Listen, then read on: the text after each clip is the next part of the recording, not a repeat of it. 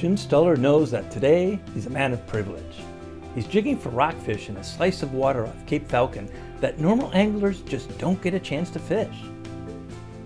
He's doing it for free, legally, and all in the name of science. Stuller is one of dozens of anglers helping biologists unlock a few secrets of bottomfish species in Oregon's marine reserves. He's a volunteer in the program's Hook and Line Survey. It's a way for everyday anglers to help biologists glean snapshots of what's really happening in Oregon's nearshore habitats. Oregon has 5 marine reserves where activities like fishing, crabbing, and development are prohibited.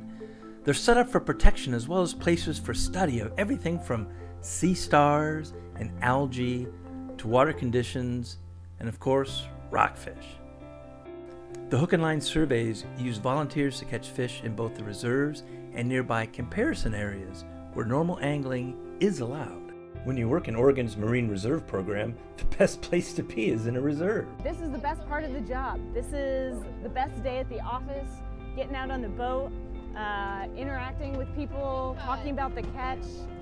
It's actually a really great time to talk with the captain and crew who are out here, every day. They are our eyes and ears on the water, and we really rely on anglers who are out here every day to be able to help us understand how the ocean is changing in addition to what the data are telling us.